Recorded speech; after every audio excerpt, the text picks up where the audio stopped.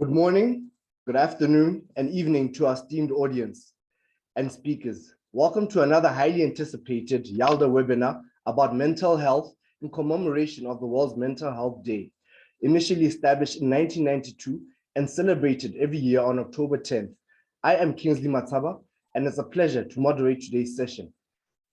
Kindly allow me to take you through the etiquette. When you enter the roundtable, please kindly make sure you are on mute and remain on mute throughout the roundtable. Ensure your camera is off. Type your questions or comments in the chat box only, and kindly include your name and country as you do. Those whose questions and comments are selected will be asked to unmute and speak. Kindly raise your hand and wait to be selected. If you are asked to speak, you must introduce yourself by name and country only, please, and then repeat the question or comment you typed in the chat box. Translation can be found in the bottom right-hand corner of your application. Kindly allow me to introduce the session today. For over decades, the World Health Organization has made mental health one of the most pressing issues that needs to be eradicated. According to a World Health Organization report, about 450 million people worldwide suffer from mental health disorder, and 1 in 4 people experience a psychological issue every year. The theme for this year's World Mental Health Day is Make Mental Health and Well-Being for All a Global Priority. The Youth Alliance for Leadership and Development in Africa, through this webinar, hopes to highlight the importance of discussing mental health in Africa without stigma. YALDA intends to partake in accelerating efforts towards ensuring good mental health for everyone and to provide a platform for young people to not only understand their emotional and mental well-being, but also to get tips on how to manage it.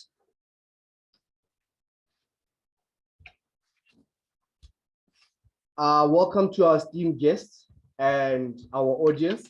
I trust we are together.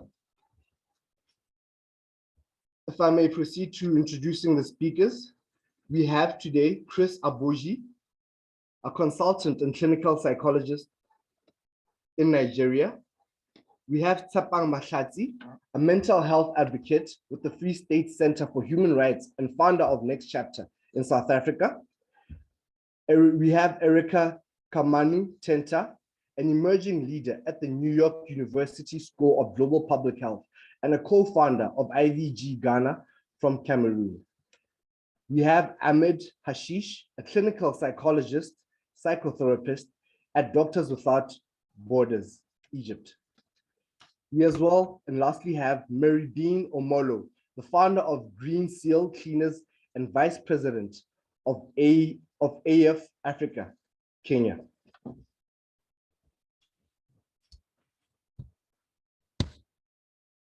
Are we together? Can you guys kindly indicate that you're with me?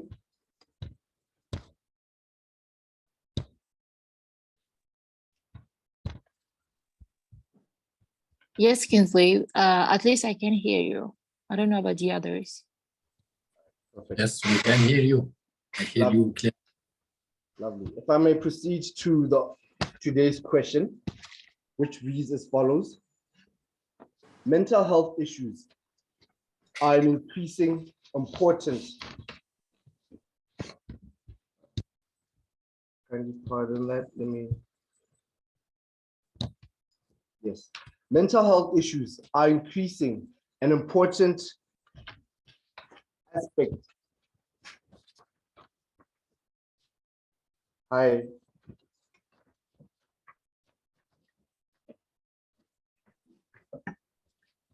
Now, if I may proceed to our overall question today, pardon that.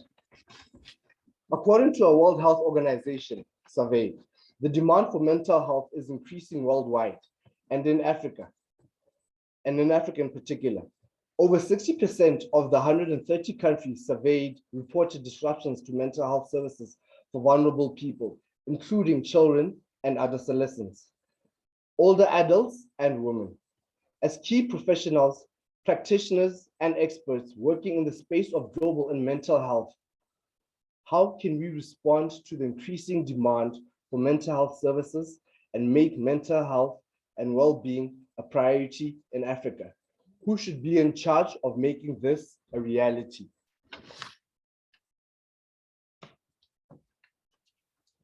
I hope the question was crystal clear to our speakers. May we kindly start with Chris Abuje with your response? Okay, Kinsley, thank you for the introduction. And thank you for setting the background to this conversation. I think it's a very needed conversation. When it comes to mental health in Africa and our response, and of course, who should be in charge, I would say that mental health is so important to be left to the professionals alone. Right, it's so important. There's practically nothing we can do without our mental health. And so I would say that everyone should be involved in the response to promoting adequate mental health around Africa. Everybody should be involved, the professionals, the government, parents, everybody should be involved in making sure that this is a priority. Now, I would also say this, that when it comes to the current state of mental health in Africa, I think that many of us can agree that it's plagued with concerns around stigma. And that's because we fear what we don't understand. When you don't understand something, you're likely going to respond with anxiety or with fear.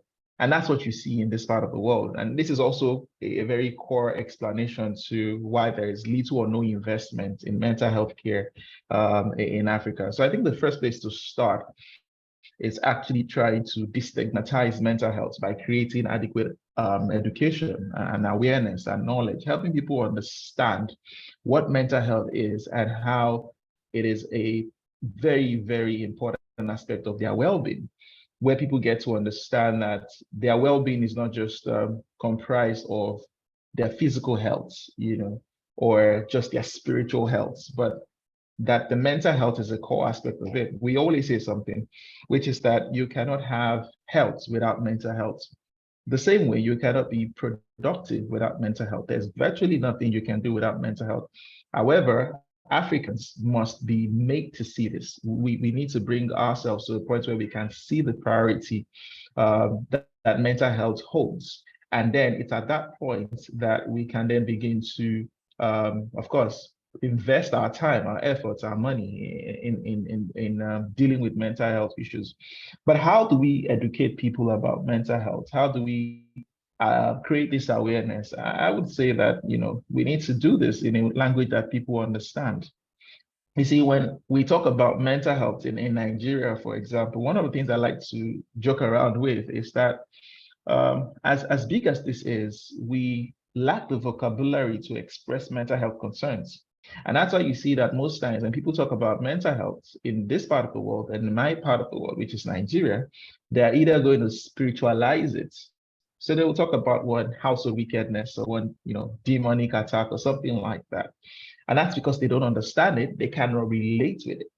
And so I think that maybe one of the things that professionals and of course the general public should do, and those who are advocates of mental health care, is that we need to break it down in a language that the average person would understand.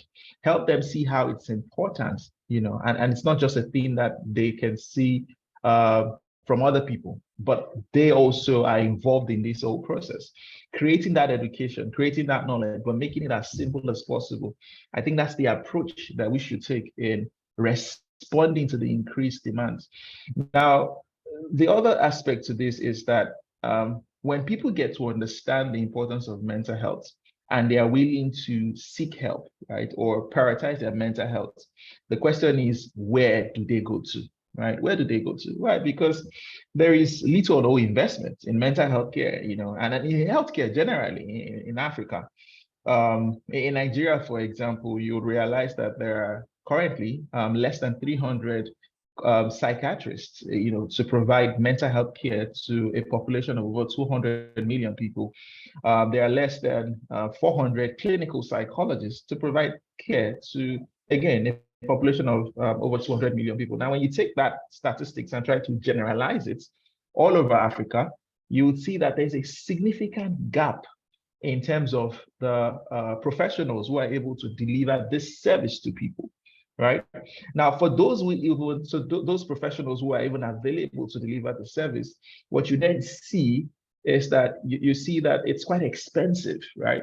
Now, the governments are trying to subsidize care, but what you see with that care is that there's a lot of waiting time. So when people go to hospitals, government hospitals, to seek care, it takes time. They have to queue up, sometimes days, before they can talk to a professional. And that's a significant barrier, because if I know that I have to go through all that, why don't I just speak to my pastor, right? Or why don't I just, stay at home, right? And pray that, my symptoms would go away. So again, that's a concern. So, and when the private sector comes in to deal with this, of course, they have to pay for electricity. They have to pay for cost of instruments, the equipment, and that makes it quite expensive, such that the average person cannot access care. And I think that's an area we need to look into. How do we fund mental health care such that the average person can afford it? I made a statement earlier, which is that mental health, is so important to be left to the professionals. And right now, what we're doing in Nigeria is that we're creating, a system, what I'll call a movement, where we're training people to be able to provide first aid care, right? Again, because we understand that there's a gap in terms of access to professionals. So we want to be able to train people and provide maybe basic psychological first aid, which would not just focus on the education of what this is, but also what to do in times of crisis. I think that's an approach that we can also take, because the more people will understand how to deliver first aid, psychological or mental health first aid, the more access the average person would get to care, right? We get to care. I think that's something that we need to look up for. Now, when talking about mental health care, we cannot ignore the place of policies. And that's where the government comes in. That's where the lawmakers come in. We need to, as lawmakers, the government, there needs to be policies that actually favor mental health care. And so we need policy makers, lawmakers who are forward thinking. The state that is setting the pace in terms of mental health care, and that's Lagos State. Now, during the COVID pandemic, for example, Lagos State in Nigeria, out of 36 states, is one of the states that actually had a very, structured psychological support for people who were, struggling with COVID-19.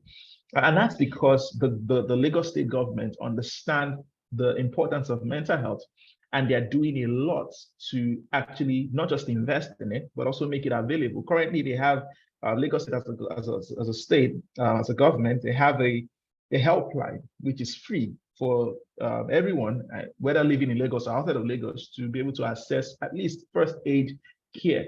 And this is where the role that the government and lawmakers actually can play, whereby when they're able to see the importance of mental health and prioritize it, they are able to create policies that promotes not just the education, but also the access to care, and maybe even funding as well. And this is, very important, very important. As professionals, as mental health professionals, I think that the role that we play here is making sure that we're able to deliver quality care, right? And that's also something, very important. So what you've seen in my response here is how, like I said earlier, mental health care cannot be left just to the professionals, but cuts across every cohorts, from the government to policymakers to the average person, and even spiritual leaders. And this is very important, because I see that in Africa and in Nigeria specifically, one of the first places that people go to when they experience a mental health concern is to the religious settings, or their spiritual centers, right? So they probably go to the church, or go to the mosques, or go to, the traditional healers. And that's the first place they go to, right? We can start to create arguments of how incompetent these centers might be, and how we want to stop people from going there. But that might not be effective. And so maybe what we should try to do is to include these people in whatever interventions or whatever processes that we're trying to come up with. that might just be the best way to do it. So we're educating them such that now when a pastor or an alpha, imam, or a spiritual leader sees a member who comes to them, they are able to detect when the symptoms are not just spiritual, but are the result of a mental health concern, and they're able to refer accordingly. So they're able to point these members to the right direction. Because now when they're able to point those members to the right direction, they can get timely care.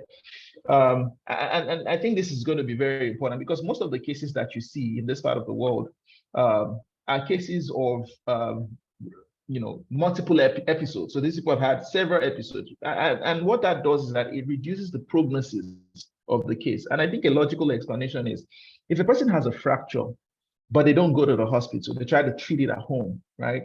That reduces the chances that they would use that part of their body effectively well. And that's the same way mental health is as well, because the organ responsible is the brain. So if a person starts to have symptoms, but they don't go to the right place, of course, it leads to increased degradation of that organ, and can then lead to sustained symptoms, or even in some cases, more severe symptoms. They get worse. Now, in this part of the world, they will then explain that as a sign or evidence that it is spiritual. Because if it's not spiritual, why am I not getting better? And so if we can create a system, a network of systems that is able to identify some of these things early enough and point people to the right direction, so that they get intervention early enough, maybe we can solve the challenges associated with mental health in Africa. I can see Kinsley's video on, so it's a clue that I need to stop talking, right? But I think that it has to be all inclusive and not just left to the professionals. Thank you. Yeah.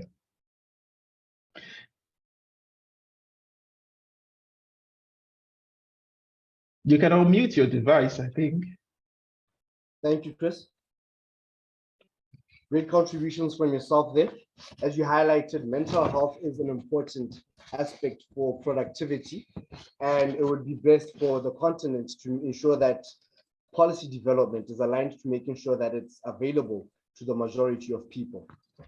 Now, before I proceed on to our next speaker's contribution, may I kindly remind the remaining speakers that we have about a 5-minute window for them to make their contributions to the question at hand. Thank you. We may move on to Tapang Mahlatsi.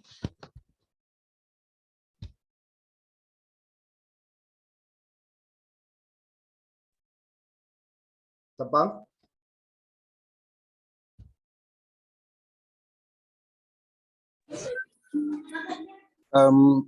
Very good day, everyone. I must have missed that part of the introduction.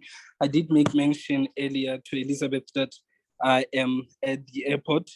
I am really sorry for not showing my face and the level of unprofessionalism this might come across. However, I did try to pick up a lot on what Chris was saying. And I think, firstly, let me start first by introducing myself. That my name is Sepa Mahlatsi. I am the founder of Next Chapter, which is an organization that aims to address the issues of mental health, more especially in the university spaces. And currently, as it stands, also, I'm currently doing my Masters of Law, and I'm investigating excessive stress leading to depression in frontline workers during COVID-19. So I'm trying to merge mental health also in academia, drawing a lot more from my experience. And I've been involved in a series of what you call this research projects that are trying to reflect on mental health as a concept in particular, and of course, looking into the African communities and also looking into young people. And before I start my engagement, it would be wise of me at least to make mention firstly of saying that now, Chris touched on quite a lot of things that are very much important. And if I did not miss much, it is worth mentioning on issues of resources. It is worth mentioning on issues of when he touched on the importance of when we're trying to make mental health a priority, we should not only limit mental health to only individuals who are practitioners, of which it is a common trend that we find in our communities to say that now only specific individuals, by virtue of either their academic background or virtue of profession, that they are left to respond to this issue alone. And also, as I'm reflecting on that, also it is very much important that we reflect on this and say that now, how do we try to merge, or maybe next year's conversation can be a conversation around how do we merge the African practices and also, or rather an inquiry into mental health in African practices, and also what is the role of African traditional leaders, what is the role of African culture in trying to push the conversation of mental health to the fore. Why do I make mention of this, and why specifically highlighting the role of African traditional leaders, of highlighting African traditions into this? It is because I've seen how important culture and tradition is in our communities. As such, people are more likely to take certain things or certain communique or messages when they are being communicated either by a leader in their communities, either by a leader in their religious spaces. And also, as we reflect on this, Chris, also I might make mention of this point to say that now, if we are trying to be, or rather when we are intentional about responding to this, appreciating this civil society movements, appreciating those individuals who have just taken a course, as Chris mentioned, the course on, one can say that mental health first aid, and the course in responding to mental health, either firstly by being first responders in their intimate relationships, being first responders in their family setups, and many other areas.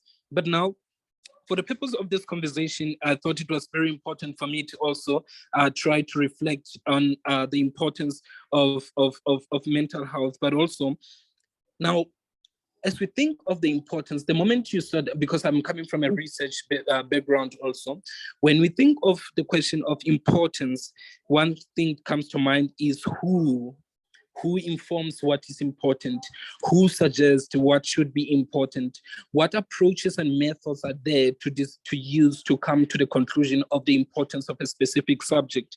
And also when you think of mental health, and what I love about this specific subject, before I ventured into this and doing a short course in mental health at the University of Cape Town and things, I've always been interested to say, at universities we've seen that now students drop out because of mental health. At universities we've seen that now students face many challenges that might prompt or trigger mental health within themselves. Students face quite a lot of challenges in issues of identity that makes it difficult for them to want to get to that point. So now, Tsepang, what are you saying when you're mentioning all these? Because now we're referring to Africa and you're touching into a specific group of African communities, and I would say group, I'm referring to students.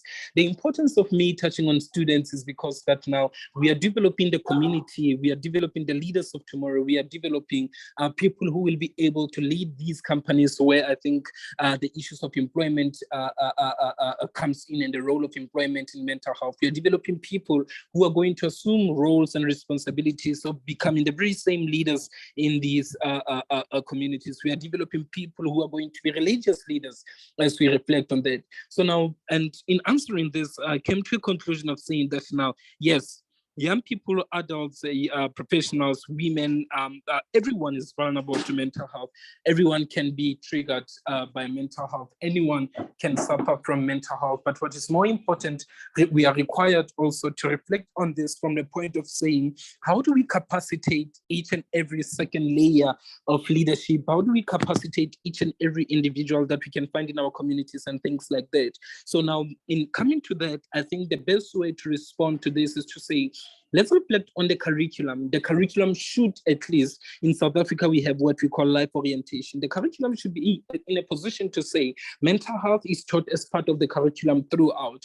And I critique the current South African curriculum in particular to say that now, if we want key stakeholders, we should be amongst other people, we should be gunning for people who are literate, because South Africa in particular, we are having challenges of illiteracy. So those those who are illiterate can be a grade 5 learner, can be a grade 6, 7, and 8. You mentioned them, their ability to engage on these issues. But also, it is very important that we say that now, to make this reality and making the issue of mental health realization in making it a priority in Africa, media should come to the fore and play a role, a specific role that is there. How do we transform? And Chris mentioned on this point, the point of language. How do we transform the conversations in our media platforms? So my suggestion then becomes to say that now, can we say that now by various departments, we're saying that now there's a certain fund that is given only for PR and promoting mental health. The more people hear about it, the more noise we make about mental health, the more people are more likely to want to know. And now this comes with limitations, of course, to saying that now, yes, people might want to know, but do we teach particular pathways? Because I think one of the challenges that mental health practitioners face is the fact that now there are not enough pathways that have been provided. People can say that now, yes, I know and I'm aware. And Elizabeth told me that I can find a psychologist, or rather I should speak to a psychologist when I feel depressed, when I feel anxious, when I feel like I'm not in control of my emotions. But Elizabeth is not in a particular position to offer me the correct direction to take. In South Africa currently, in one of the studies that I was embarking on, I'm looking into the availability of mental health care services, and I'm critiquing a lot the situation that involves how the budget is being spread out in various countries and things like that. But also, as we move on, one can also ask the question of saying that now the challenges that comes with mental health can vary from a person to person, based either firstly, a lot of people do not, and I'm really sorry for always mentioning South Africa. I'm using South Africa as a case study to say not everyone has medical aid. And some people are saying, I can't access mental health services because I don't have medical aid. The government systems and government entities are saying we are already overbooked. We already have no capacity. That's why I would say that now there's a growing demand for civil society movement. But the civil society movements also, as you engage them, they're saying the government has now come to a point of pushing us to assuming the role of what we're trying to do only as to alleviate what could possibly be the next pandemic of some sort, and already it is. But now the challenges that comes with mental health and treatment in Africa, and I think Chris touched also on this, that's the beauty about the conversation of mental health, different approaches, but ultimately the same answers. The demand that grows, and also the challenges that comes with mental health treatment and how we can effectively tackle mental health challenges. Firstly, the appreciation that mental health is not only, because in some African spaces, in some traditions, there are certain cultural practices that needs to be performed unless a person might have psychological challenges. And the studies have been debating this, and some most recent literature proves that now there's a connection in African context of spirituality and mental health. So now one of the effective ways will be the appreciation that now mental health is a condition, mental health well-being, mental illnesses, mental health disorders can coexist in a person who is rooted in religion and practices their religion. Some people find it difficult to speak on issues of religion and mental health because they're like, you're not praying enough, you're not doing this enough. But also the dualism and appreciation of the plurality of mental health as a concept that should not be studied or engaged separately should also form part of such an engagement. But also I did touch earlier on the importance of the curriculum, on the effective way of responding to this. The curriculum should come to the fore. The teachers should be in a position to teach learners not only about mental health and how mental health is, or rather what they know of curriculum prescription of mental health to be, but also going deeper into giving young people tools and enough skills to be able to not, and I say this with caution, not to diagnose themselves, but also to be in a position to identify certain triggers, certain change in behavior, certain change in patterns on their engagement. And also, and one of the other things that we need to speak about when we think of effective ways of dealing with this, we should not leave out the victims of gender-based violence, because some of them are not responding to mental health as a concept because they find themselves that now they are already marginalized marginalized and threatened. Some people are not speaking on issues of mental health because of the marginalization and the stigmatization of mental health. But also, as I did touch, curriculum plays a very important role. And I did say earlier in my engagement that now media plays a very important role. It's high time that we call the government to say that now you can find for political endorsement and things like that, but you are not fighting for the endorsement of the wellness, of general well-being. People on various platforms, they would say, we know that now it's Cancer Awareness Month, we're going to have 1 or 2 slots. It is becoming a pure PR stance, but in that light, when I critique this, I say that now, even though that is their mandate or intention, we should also say, how do we buy in already existing mechanisms and approaches to mental health? And that includes media, amongst other things, but also the improvement also and the support of civil society movements, NPOs and organizations that you name them, that there's a need for us to capacitate them. And at least if the government can say there's an initiative of funding at least one member of a specific organization to be able to be a trained counselor who will be able to do the secondary teaching or rather training of the specific work that they do.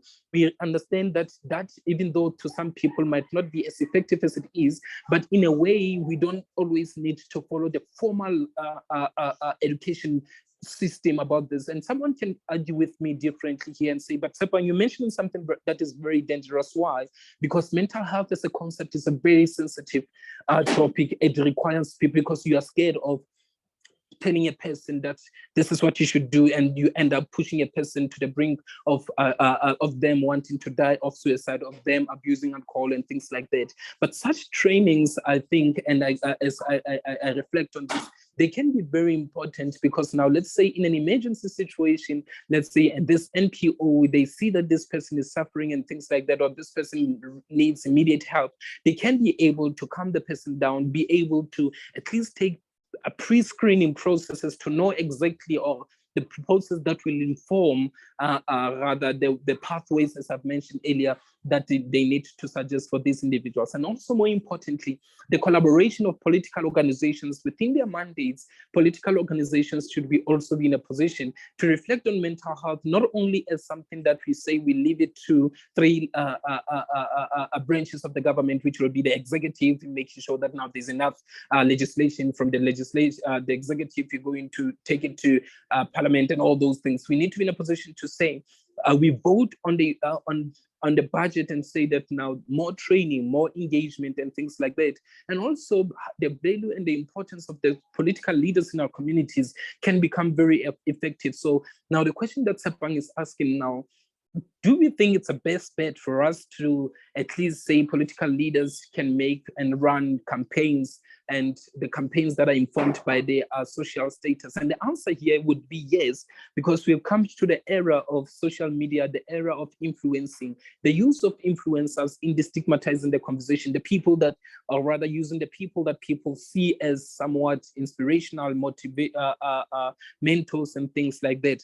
But also, Tepang, as you conclude, you must reflect on what is the case of change in Africa, and also what is, in reflecting on the case of change in Africa, we should also be in a position to say, what is the role of the current, not only politician, but the current academic spaces. And in the conference that I was presenting today and yesterday in Cape Town, where I was reflecting on building special freedoms within higher education and sustaining universities as, or rather reflecting on universities as sustainable communities, I speak strongly on the issues of mental health to say that now mental health is equally a human rights issue. Mental health should be treated as a special freedom issue, as a humanizing capability, because when the moment we take mental health, or we make mental health a priority in this sense, we are responding to a human rights issue, because people with mental health issues in South Africa, there was a case of at least 106, if not 107 people from NPOs who stayed in specific NPOs, and they've lost their lives because of poorly managed NPOs. This is the part where we say that now academics should leave the offices at some point to say, when they propose and suggest alternative ways to respond to mental health in our community, communities. They forget the importance of also coming back to say that now, how do we use our academic research background, findings and recommendations to form part of the community engagement? And of course, one can say African leaders, they don't want to pay for anything if it is not political. This is where Chris, as he was saying that now, the birth of civil society movement, the investing on social leaders who are taking mental health very serious. So in conclusion, what I can say, yes, mental health can still be recognized and will still be recognized in the near future. And it is a must that it must be recognized as a global, global priority, because not only does it affect people individually, mental health challenges have come to affect people's families. Mental health have come to destroy, and also in a specific way, the family fabric. And when I say this, someone can frown upon it. And I was speaking on this in one of the conferences, the men's conference, and I was saying that a lot of men are doing family suicide, and that is a response to mental health. A lot of men, some of them are using and abusing drugs, and they don't become key role models in our societies. That is a response of mental health issue that is currently either a person is facing. So now there's a need for a more collective approach to mental health, that we don't that we do away with the hierarchy of who should do what. Of course, we appreciate Chris and amongst other academics and also practitioners, but we need them more to be taking us down this process, to making sure that now we live to reduce the pressure on their shoulders. And also we're reflecting on this. I'm speaking on work relationships. We are referring to family dynamics. We are referring to the society and how people engage with the society, and how some people, because of mental health conditions and who have been led as a consequence, and I say this with caution, some of them have been led to dropping out of schools and things like that. So there's a need for all of us to respond to this. I'm really sorry also, as I conclude, that now I'm engaged in this on the place that has so much noise, there's so much happening, but I really appreciate the opportunity to engage on this issue, and thank you so much once again, Chairperson. Thank you, Tsapang, for those great contributions. Absolutely excellent contributions. I quite agree very much with your suggestions that at the end of the day, we are Africans and we do have a culture that we live by, and it's really important to ensure that mental health becomes a part of our culture. And in doing that, it becomes part of our curriculum and languages, so that it remains within the public awareness, and it is a way that which we live by. As we pursue our day-to-day goals, we ensure that mental health is an issue that we are aware of and that we leverage in pursuing our various goals. Thank you, Tsapang. Very excellent contributions. May I kindly note that Erica Tenta is absent today. So in her absence, may I please move on to Ahmed Hashish for his contributions. Thank you.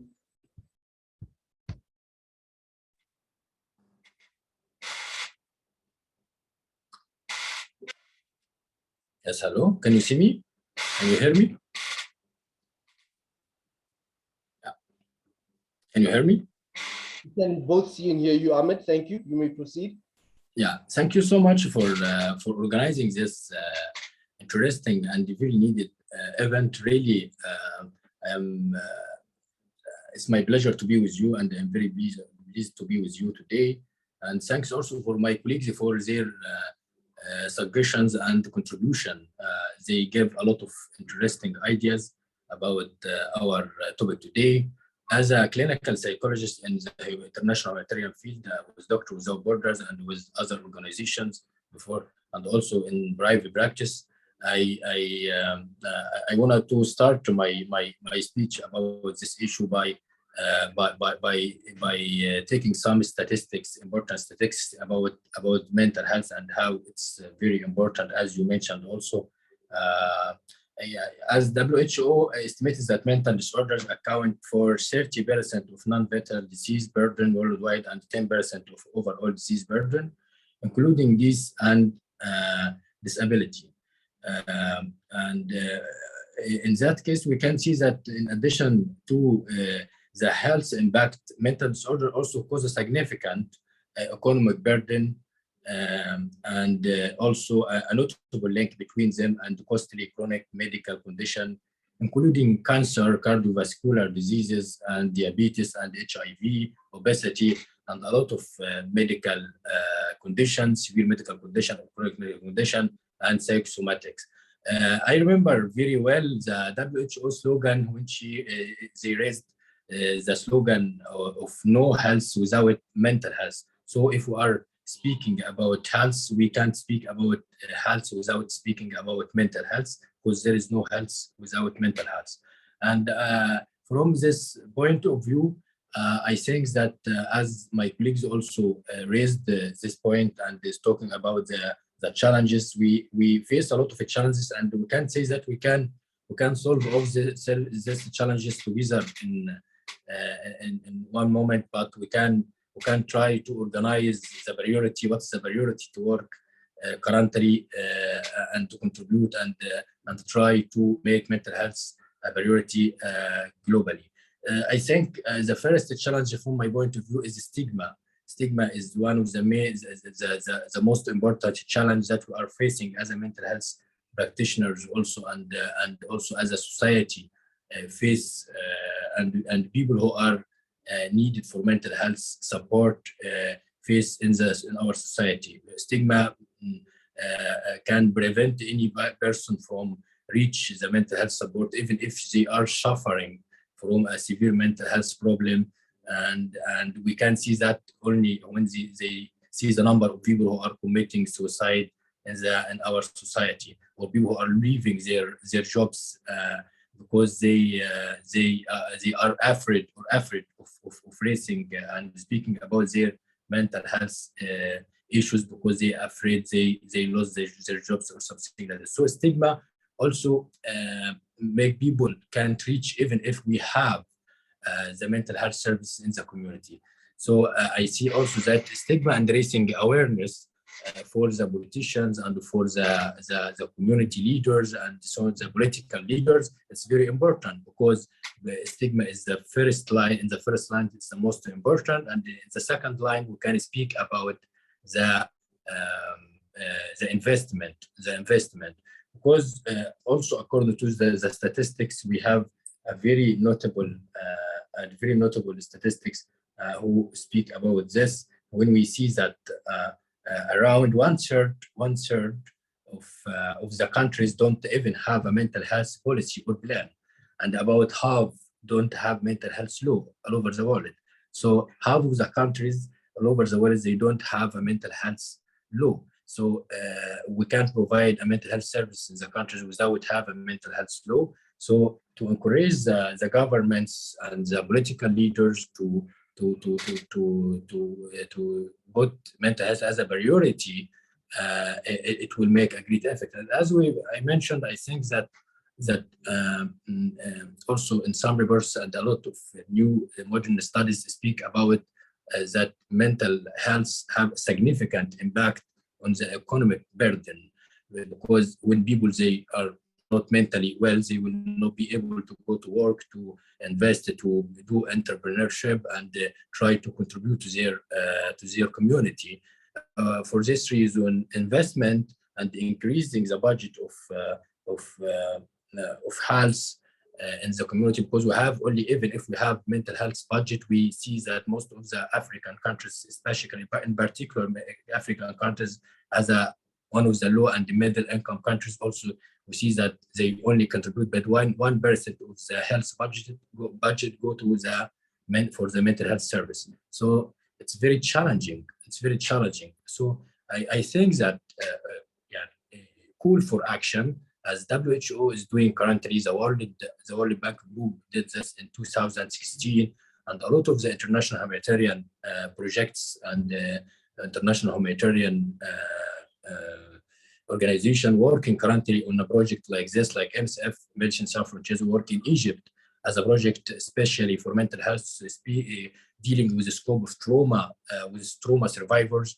We are here treating and providing support for people who are suffering from refugees and immigrants who are suffering, living in Egypt and coming to Egypt as a key transition point to Europe. We're dealing with people who are suffering from trauma, and especially torture and sexual violence trauma.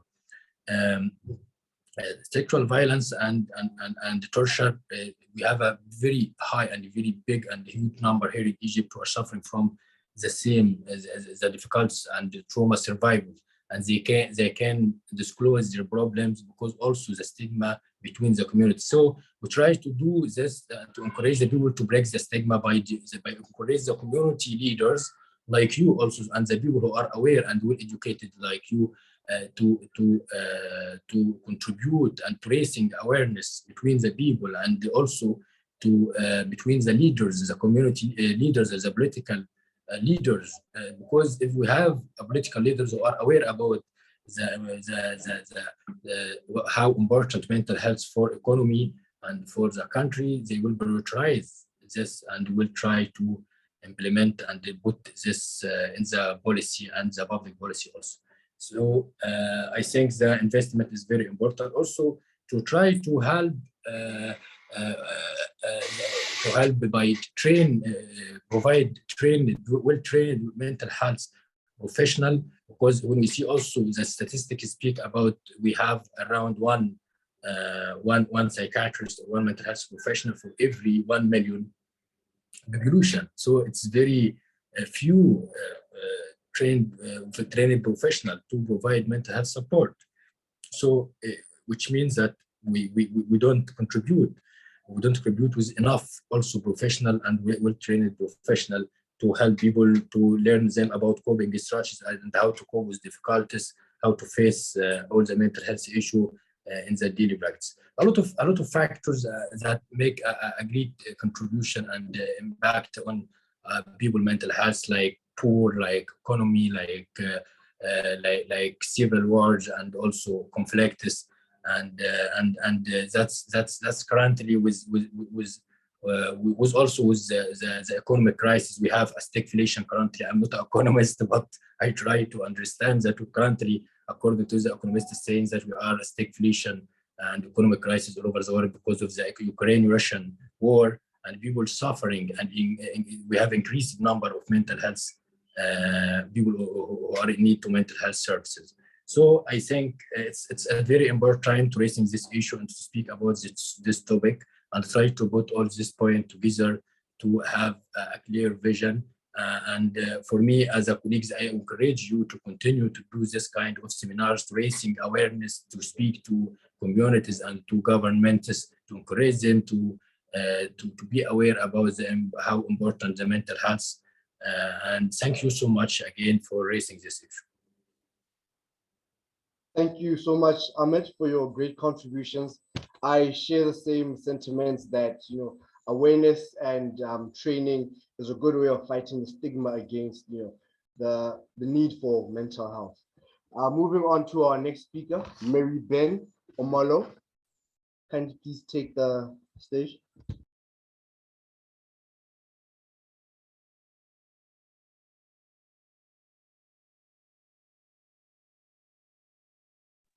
Mary Ben.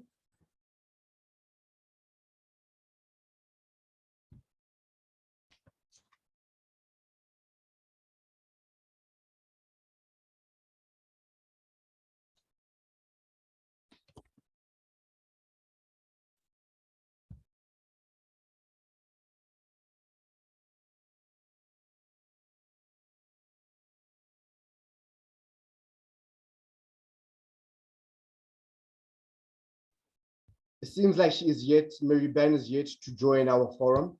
Kindly allow me to move on, and when we get a chance, when she does join, we'll swiftly move on to her. Kindly allow me to move on to our next set of questions that are posed to the individual speakers. If I may just begin with the first question to our first speaker, Ahmed Hashish. Your question reads as follows. Mental health issues are increasing in importance in Africa, despite the fact that it is consistently an ignored topic among the 1.2 billion people on the continent. As a clinical psychologist, in private practice and for international humanitarian organizations, what are some of the main factors known to pose a risk to people's mental health? And how can people spot symptoms and make efforts to reduce them? Ahmed? Yes. Nice to be with you again, and thank you so much for putting this question. I think this question is very important because it's cover one of also the challenges that I mentioned in my first point, but especially and particularly about Africa, our content, and how I see this in my private practice daily, and with my my patient, and also in my work in the international humanitarian organization. I worked from my background. I worked in Egypt and in Greece, island in the sea, and I saw a lot of migrants and refugees came from different country, but majority of them come from our content because of the conflicts, because of the war, because they escape from the economic crisis and escape from the circumstances that leave a long-term destroy or long-term impact after the war or after the conflict or after the civil wars that happen in many countries in our content. So by answering the one of the main for the first question of the first part about what is the main factors known to pose risk to people's mental health. Also, of course, these factors, the instability in the society, the economic crisis, the conflicts, the low awareness about mental health, all of these factors together, they are main factors to pose risk to people's mental health. In addition to also the as we mentioned, the earthquake or the natural disaster, the health and the COVID-19, and how during COVID-19 people affected, and we see all together how people all over the world they were affected by COVID-19. Even most of us also by seeing news and following the news every day, and we do have awareness and how about coping strategies to deal with this kind of events that is a sudden events in our community. And also we have a project as MSF with Ebola in Africa, and also Ebola as an example. We can give example with Ebola and how people affected by Ebola and as a sudden disease and sudden they didn't prepare themselves before to deal with this kind of natural disaster. So all of this are main factors, and some things to reduce the symptoms and to reduce and to raise awareness about this, and to help people to cope very well with mental health and with this kind of challenges, is to learn people to increase their psychological resilience. Psychological resilience is the key point, and it's the main key to deal with this kind of crisis. People who have resilience, they less affected by this kind of difficulties and crisis. And by increasing resilience, increasing awareness about how to deal with the stress and the difficult situation, also will leave a great impact, of course, with people, and make them aware about this. In addition to what we mentioned also in the first point and the first question about the responsibility of governments, the responsibility of civil society, we have also the responsibility on all people together, is to help each other and support each other by train people also from different, not only psychologists or psychiatrists or mental health professionals.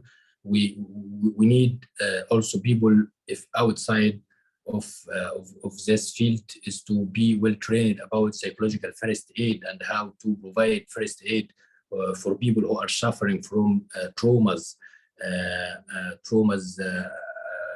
and we can see every day people who suffer from traumas from different sources. So if we have a people who are well trained about psychological first step and can support and can provide this around us, of course, this will leave a great impact on and contribute to reduce the development of psychological disorder after traumatic events. In addition to raise awareness in community, also community leaders and civil society have a great responsibility and have a responsibility about how to contribute to that by doing this event, something like this, what webinars, discussions, speak about mental health issue, raising awareness.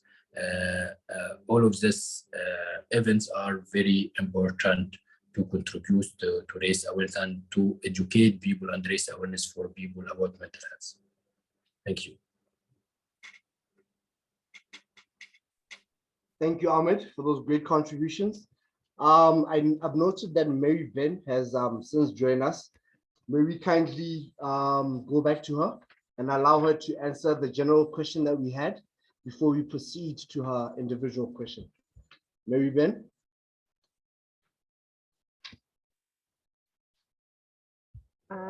Sorry for being late.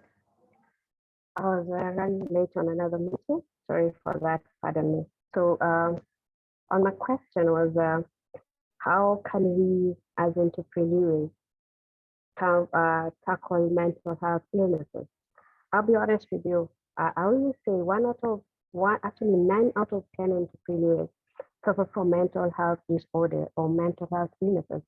And this is one team, or rather one group, that we have refused to accept. Then kindly ensure that you're audible. Your audio is a bit blurry right now. Pardon for distracting. Hear me now. Yes, please try speak more into the mic. Okay. Now can you hear me? A lot clearer. Okay, sorry. Thank you. Sorry for that. Like I was saying earlier, one problem about us entrepreneurs is that we refuse to admit that we suffer from mental health illnesses. That is such as stress, depression, eating disorder, or we become addicts of drugs because of the kind of work we do. And in return, it affects our own economy. I said earlier, 9 out of 10 entrepreneurs suffer from mental health disorders. And even the 1% that has remained, they actually suffer from mental health disorder while they're not even aware of that. And one thing I normally tell as entrepreneurs, the first thing is to accept our situation, is to accept our condition, that we entrepreneurs, we are in an environment that is stressed because a lot of people are depending on us. The government is depending on us. The economy is actually on our neck. And one of the ways that we can become more active is, number one, is to have 3 kind of people in our lives. I normally tell each and every entrepreneur, they need 3 people in their lives. Number one is a mentor. When you have a mentor, this person is able to direct you on how to do things. They are able to see things that you don't see. They're able to direct you in directions that you are not able to see. And a mentor is someone who has gone ahead of you, someone who has seen a lot, someone who has practiced whatever you're about to do. So they're able to direct us. Number 2, I tell entrepreneurs, you need to have a coach in your life. And coaches are people who are able to help us align ourselves with the line of business we are doing. A coach is able to tell you the game, how you need to play the game plan. But we like doing things because on our own, because we feel like if I have a coach or a mentor, they'll be able to take the glory from us if we are successful, but it's not in that case. These are people who are supposed to help us be better in our game. Number 3, I like telling people, entrepreneurs, you need to have a therapist.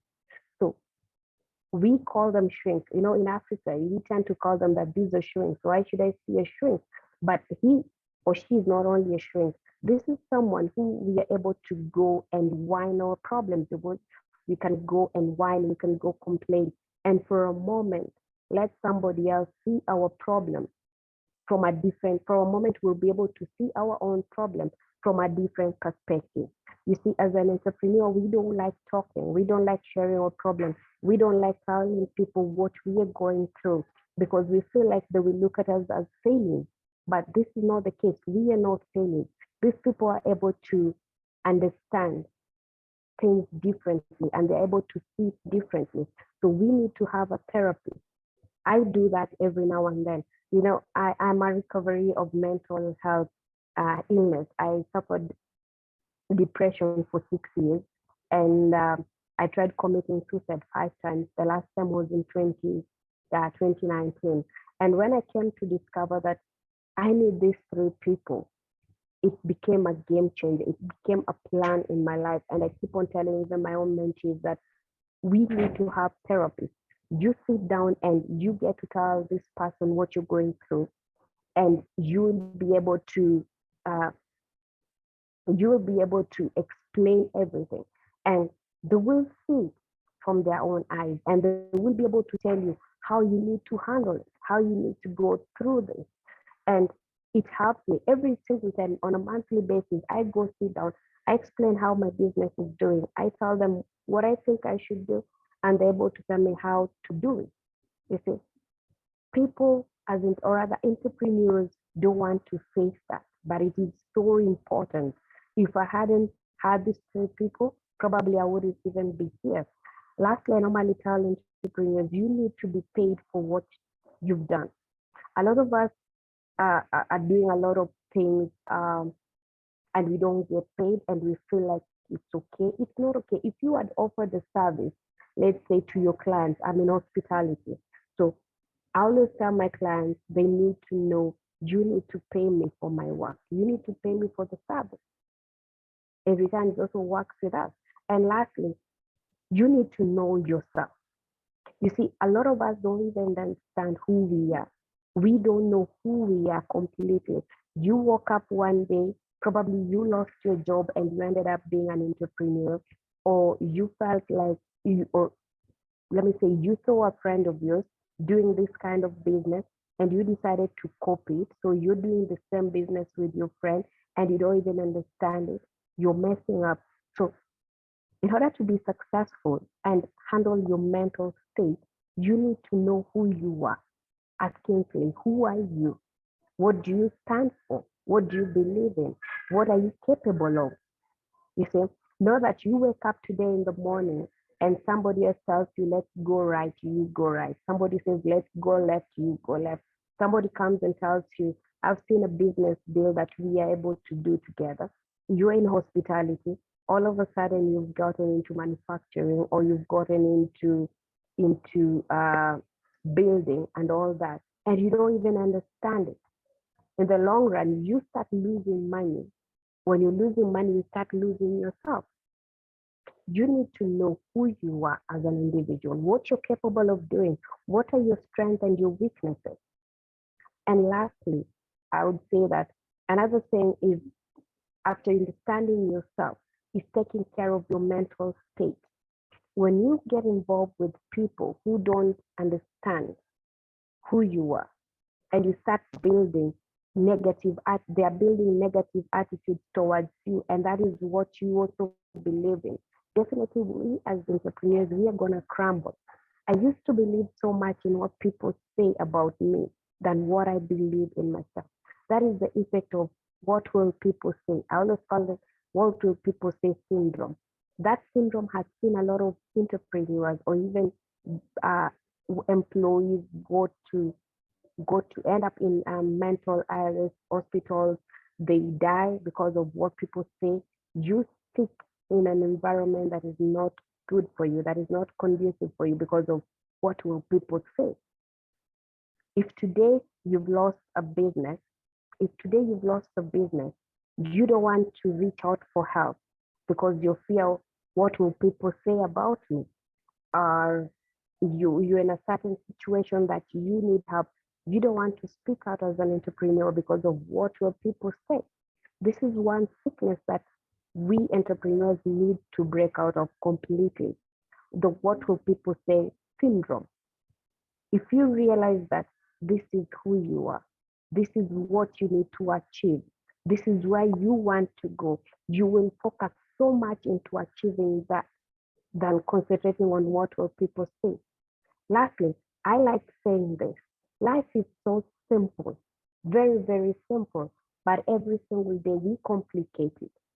We as individuals, we complicate it because we want to build a people-pleasing society, a people-pleasing environment whereby you want to please your friends, you want to please your family, you want to please your employees, you want to please your employer.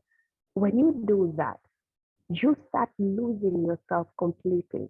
You start losing your own belief. And that is a red flag. When you start seeing you're doubting yourself, you're doubting your own strength, and you're struggling every day to please other people, you're losing who you are. And as entrepreneurs, every day we want to build the economy of Africa.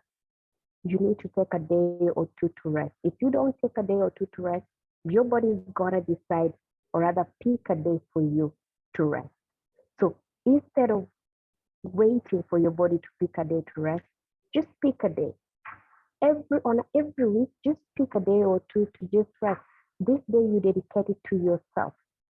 You can dedicate it to yourself and your family, whereby you're out of work. You don't respond to your emails.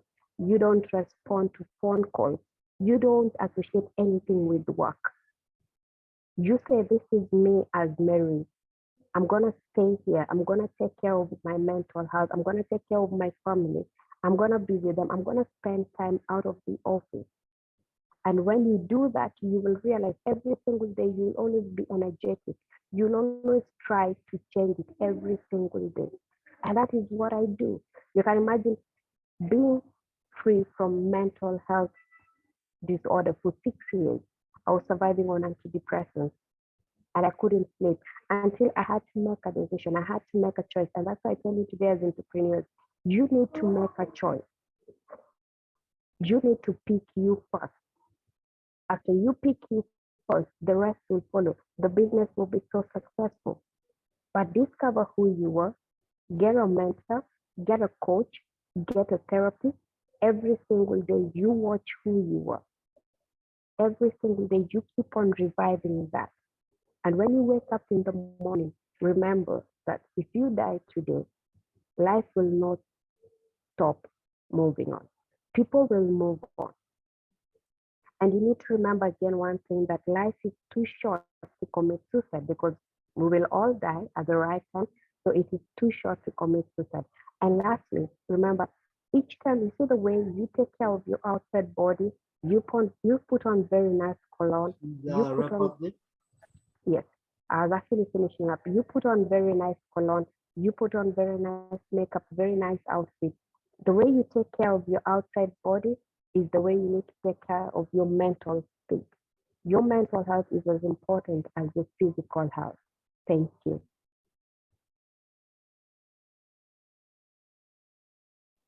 Thank you very much, Mary Brand, for your contributions. Entrepreneurship can be a very lonely journey, and as you shared, it is very helpful if you do have mentors just to guide you along that way. May I kindly remind our online audience to please prepare their questions to the respective speakers as we move on to the next speaker, which is Tsapang. Tsapang's individual question. And may I kindly share that I am having challenges with my video input. So please pardon me for that. Tsapang.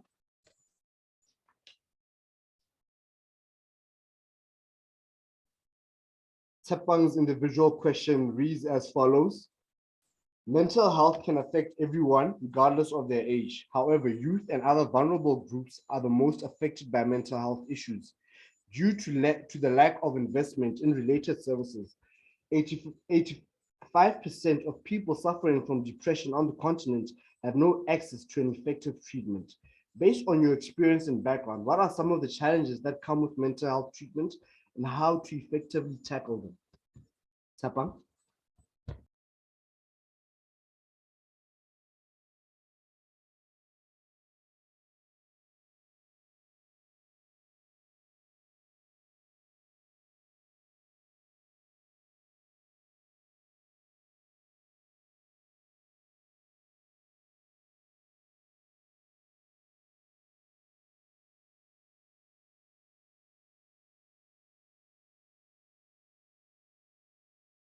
As we await Tapang's feedback, may I kindly request for a question from the audience?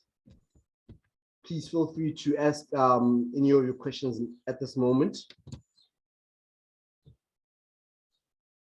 I see within our audience, we have a very popular mental health consultant, Lisa Fraser. Perhaps you'd like to contribute.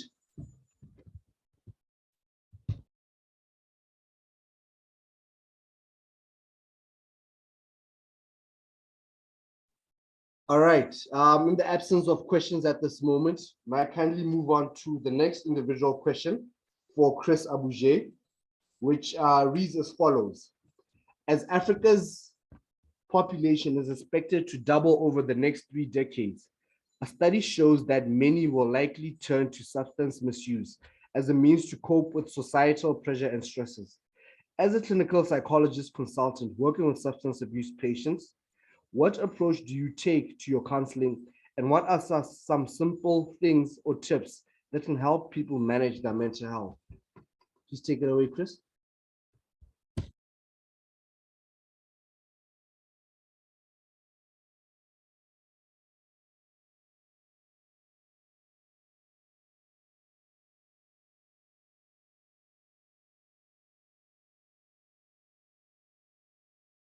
I think this had a connection problem. It will be joining. We can move to the next speaker.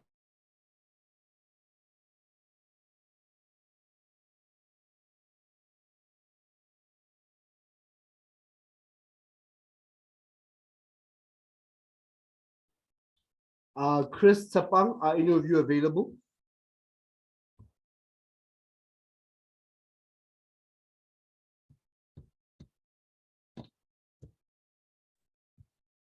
Okay, audience, may I please kindly prompt you guys to ask any questions as our speakers sort out their connection.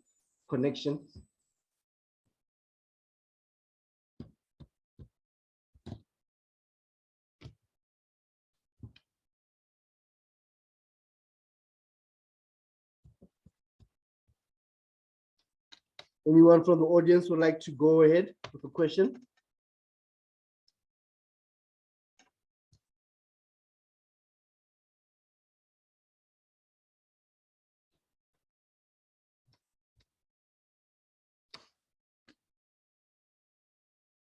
All right. Mary Ban, is there anything else that you'd like to add?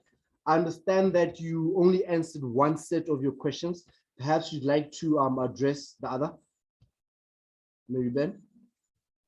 Yes, I can add. So I saw someone asking that the 9 out of 10 and there's no one helping. And I'd like to say, like, we can come together as an Africa and provide solutions for ourselves, because Africa can only solve African problems in that we are so negative about mental health illnesses. When someone says that they're breaking down, we start judging them. We start asking how come we believe that mental health or rather depression is not an African problem. It's not an African setup. But if we come together as a continent and start championing for mental health illnesses, it will become better. Let me shock you. In Kenya, every single day, almost 20 people commit suicide. Literally in Kenya, even medical practitioners, they commit suicide. So when we come together and create awareness and tell people it's okay not to be okay, but not for too long. It's okay to have mental breakdown and support it and champion it. We will be at a better place. A lot of us are being mocked for mental health breakdowns. A lot of people, the guys who are suffering from schizophrenia are in the streets. When we look at them, we say this is witchcraft. But some of them, it's not witchcraft, it's schizophrenia. But we don't want to handle that. We see someone suffering from bipolar, we start making fun of them. We don't offer a helping hand. But like World Health Organization says, by 2030, mental health will be carrying 15% of all the illnesses. You can imagine that's a bad rate. If it carries the 15%, it means we will be losing people on a daily basis. So it's high time we come together as a continent and start championing for mental health. We need to show people it's okay not to be okay, but how we solving it? We can only solve it if we come together as a continent. Thank you. Thank you, Mary Brand. Ahmed, what's your take on, the issue of substance abuse and how it seems to be a crutch for people who actually need mental health? What's the situation like in Egypt?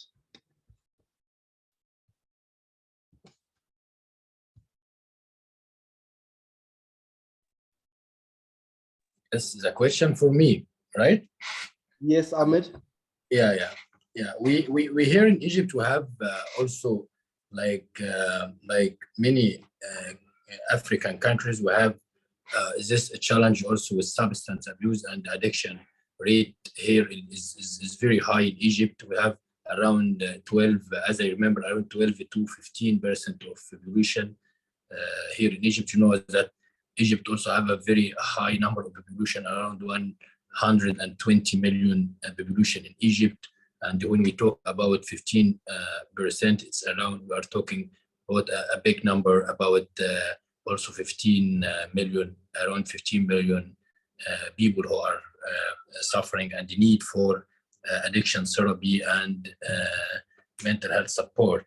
So mental health, substance abuse, we consider it as one of the maladaptive coping strategies that people using it to as a self-medicating, to medicate themselves and to like a self-therapy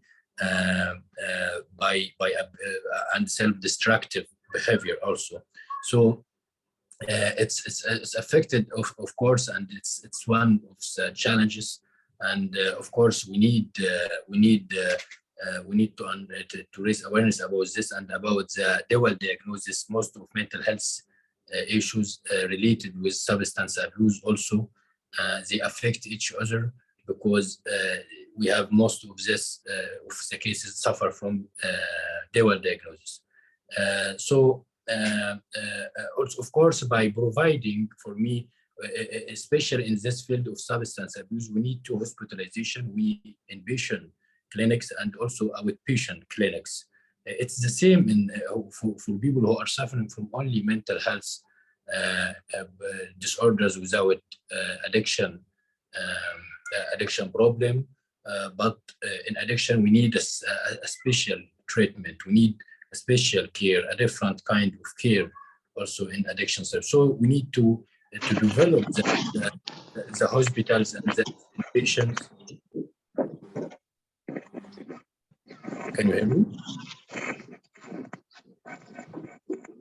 Yeah, someone open the mic.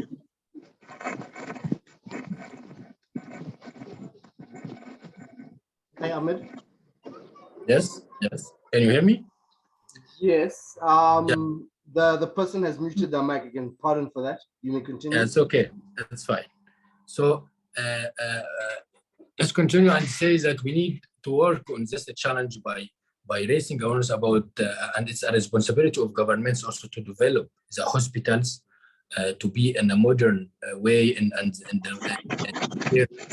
well prepared for receiving the addiction, the patient who are suffering from addiction also, and treat them and be careful with their human rights, of course, how to deal with people who are suffering from addiction, and don't deal with addicted people, with addicts as a non-human attitude, within the non-human attitude. That's very important. Also, I think so. Those joining now, Peter, kindly please ensure that your mic is muted. Thank you. Yes, Ahmed. Yes, and the last point for me, I think, about after raising awareness and develop the infrastructures and the organizations that receiving and the hospitals that receiving the inpatient people, we also need to increase awareness about how mental health affect people, and they dealing with this in this way by doing drug abuse and all of this stuff. In Egypt also we have here a leading project to fight addiction, and now Egypt, they transfer their experience about this addiction program. It's a presidential addiction program here in Egypt, and it was successful program and reduced the rate of addiction in Egypt from 50% and reached it to a less number now. And they try to transfer this trial or this successful story to United Arab Emirates country and to some Gulf countries. So I think this is one of the hopeful programs here in Egypt about addiction, and it's contributing a lot. It's like outpatient clinics in all the governmental hospital, the national hospital here in Egypt, is to make it easier for people to access this during hotline. They call the hotline directly if they suffer from anyone of the family members suffer from addiction problem. They call the hotline directly and refer him to the nearest hospital. And after that, there is two choices after the assessment, the mental health examination. They refer the patient to the inpatient clinic, hospitalization, or refer the patient to the outpatient clinic. And it's very effective. They also provide like a teletherapy support for people who are suffering from this. But they still facing also a lot of challenges, and they need to work on it to develop this program. But still the most vulnerable people here in Egypt suffering also from, they can't access this in countryside. In countryside, we have still a big gap regarding this, and we still need to work more on providing better help also for people who are living in Egypt as refugees and immigrants. They can't access this kind of support. For this reason, the international humanitarian organization working in Egypt on sometimes on the same scope also and dealing with addiction people who are looking for addiction service. Thank you so much. I think I tried to cover the situation of addiction in Egypt and substance abuse. Thank you, Ahmed. That was quite comprehensive. We have gotten Chris back, but before we go back to him, may I please ask Lisa Fraser to unmute her mic and ask her question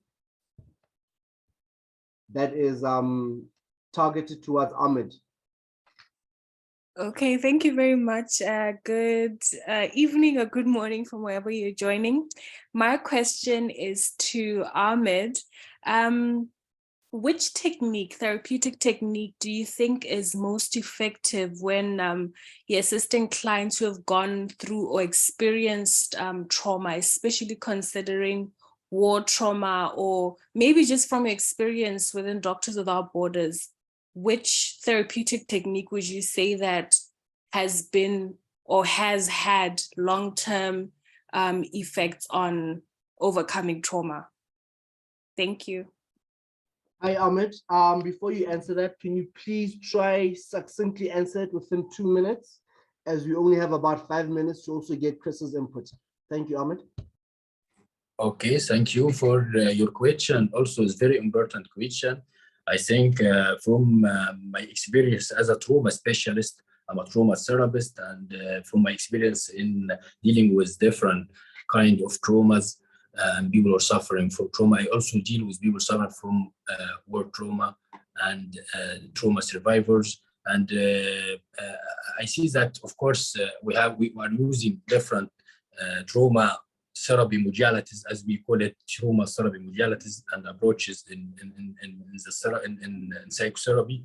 But according to the researchers, the most effective intervention and approaches until now, it's CBT trauma therapy. CBT focused trauma therapy or cognitive behavioral therapy is a specific approach for trauma therapy.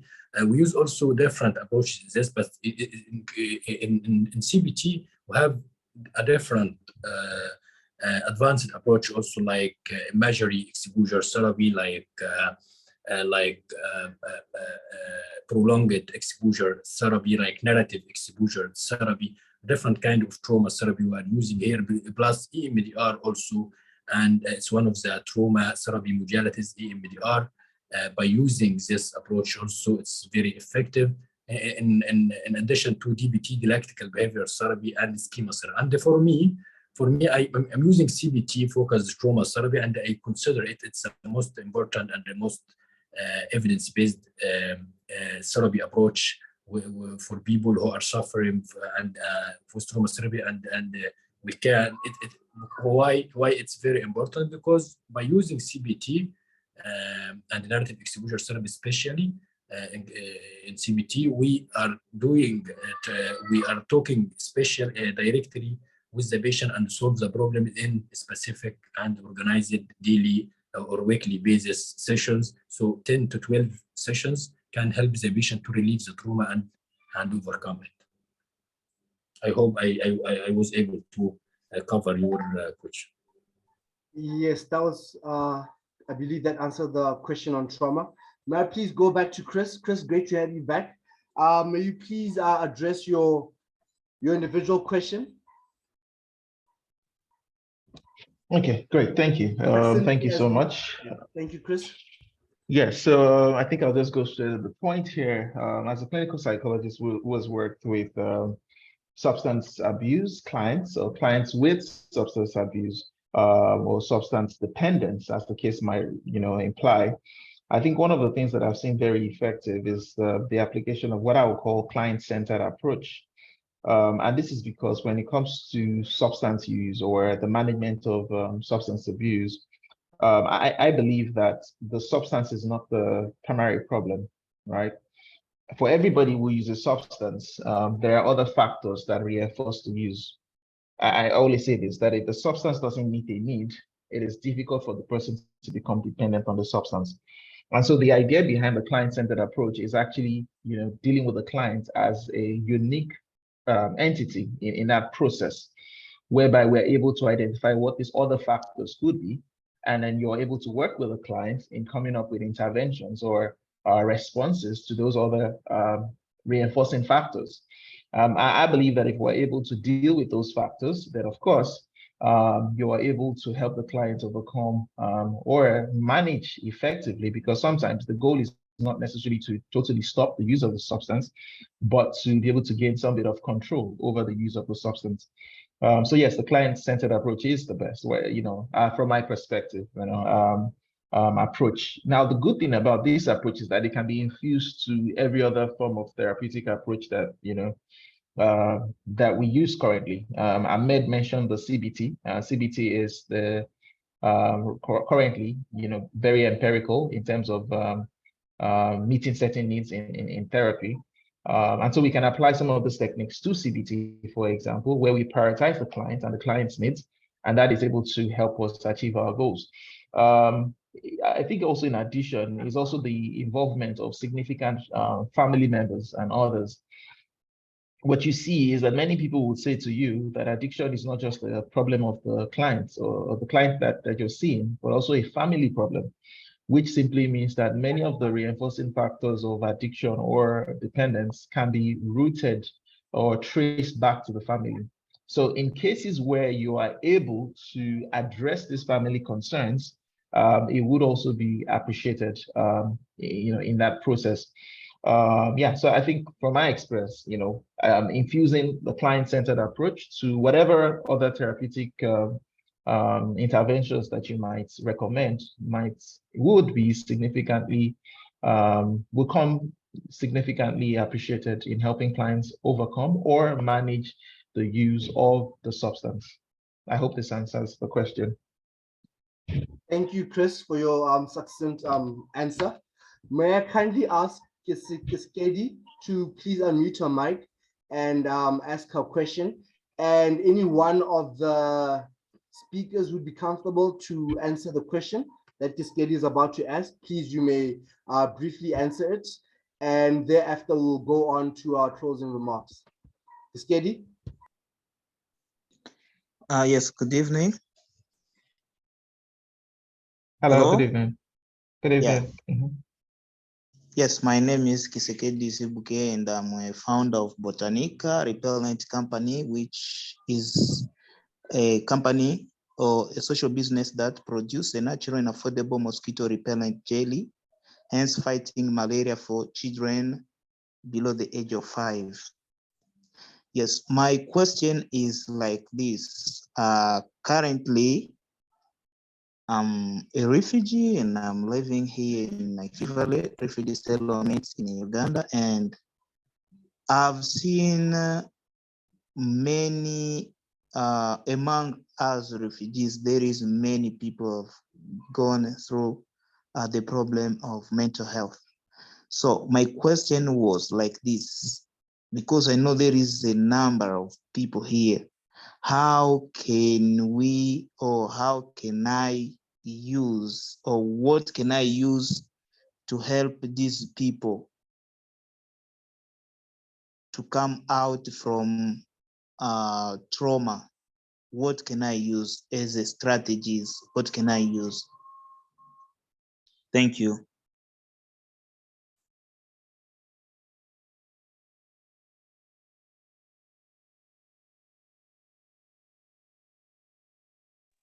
Thank you. Kiskedi, any one of the speakers would like to briefly take that question, please? Yeah, I can, as a trauma therapist, I can answer your important question about trauma.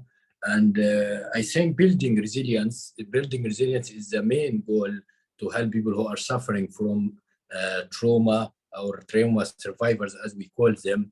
Trauma survivors, we try by different approaches that we are using in psychotherapy and talk therapy to build resilience again to the patient.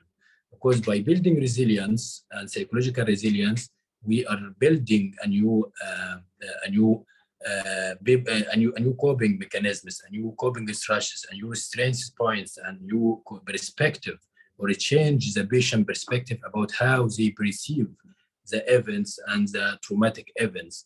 Because the problem in trauma therapy is that people perceive the traumatic events in a different way. Yeah, I see your question in the chat that you said that what's the meaning of resilience? Resilience is like a flexibility, but psychological resilience, it's mean life satisfaction, including being able to face the daily challenges, with a strong coping strategies, strong coping mechanisms. Be able to deal with the daily challenges at work, with your family, your responsibility. So by having the resilience, you have to cope with a very strong coping strategies, different coping strategies, by practice positive thinking, by being able to practice mindful. For example, it's one of the techniques that we are using in ACT therapy and in DBT, dialectical behavior therapy. See, another question that you ask about resilience is your ability to bonus back effect, exactly, and be able to deal with the new challenges in a different perspective by using mindfulness, meditation, by using techniques like relaxation, practice positive thinking, gratitude, practice also exercise and workouts, go to a gym, by doing sleep hygiene and sleep well, and sleep is very important also for mental health, by practice gratitude, as I mentioned. All of this, and mindful, by taking a small walk every day, for example, to build resilience and being able to cope with stress. Thank you so much. Thank you very much. May we please allow the speakers to share their closing remarks? We haven't heard from Mary Ben in a while. Mary Ben, may you please start by share your closing remarks, and from there after we'll move on to Ahmed and then Chris. Thank you. Yes, please, I would love to. So one thing I would like to say is, if you're here, you're an entrepreneur, or even you're not an entrepreneur, one thing you need to do is you have to seek professional guidance for self-improvement, and not just when you have problems. Even as an entrepreneur, you must strive to achieve your peak performance. And this is where you get a coach will guide you. And just like that, you work towards your physical fitness, you work simultaneously on your mental fitness as well. This is how you build your capacity to handle stress healthily. Don't forget that. Every single time, don't forget it. Thank you. Thank you, Mary Brand. Chris? Okay, thank you. Thank you for this. I think I'll say to everybody here that, your mental health is very important. Unfortunately, you cannot leave it to other people to help you deal with. You need to take responsibility of your mental health. So whether you have, experienced trauma, or, whether you're an entrepreneur or you're dealing with anything in life generally, you must learn to prioritize your mental well-being, because without that, you cannot actualize your potential. And so I would say that to everybody here, learn to prioritize your mental well-being. The body keeps scores, and that simply means that you must learn to ask your body every day, how do I feel? Because by listening to your body, you are able to respond in time before these symptoms evolve to something, else. And so I would say prioritize your mental well-being, because it's important for you to actualize your potential. Thank you. Thank you, Chris. Ahmed?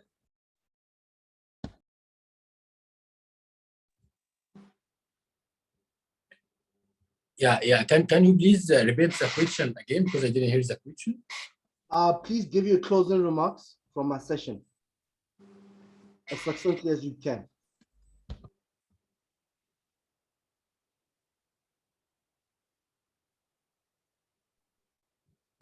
Ahmed, closing remarks?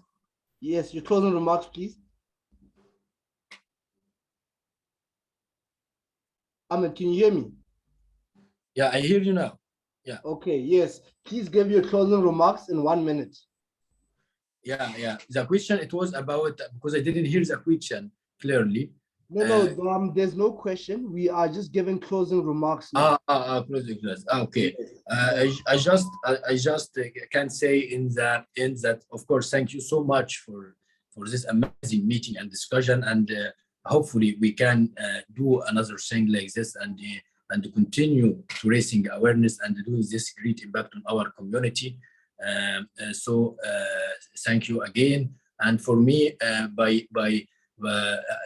for me, I recommend people to speak out about their mental health issues and break stigma. It's need hope and the courage to speak about this, and to understand that it's act of encouragement to do something like this, and also to improve your life at work, because we live only one life, and by breaking stigma, it will make us to live a life full of pleasure and full of joyful. Thank you so much.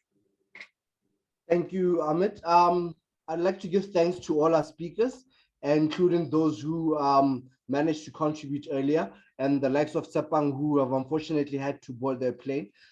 These were very good, enlightening contributions. As we can see, this is a very timely and necessary subject, as we've even gone 10 minutes beyond our time allocation, but it shows the need for prioritizing mental health across all that we do in our lives. And I believe that mental health is the very soil that we plant our goals and our dreams. And if we make sure that the soil is right, then the dreams and the goals that we've planted can definitely flower up, and we can then pursue our productivity and our goals in our lives with mental health that is ensuring that our mental health is the grounding of everything that we pursue. Thank you all for the session. Thank you to the YALDA team that helped us put together the session. Thank you to our esteemed speakers for their very enlightening contributions. I believe we've come to an end. Thank you all. If you'd like to continue to engage in YALDA or reaching out to any of the speakers, please feel free to follow the YALDA pages on social media on our LinkedIn and Twitter and Facebooks. Thank you.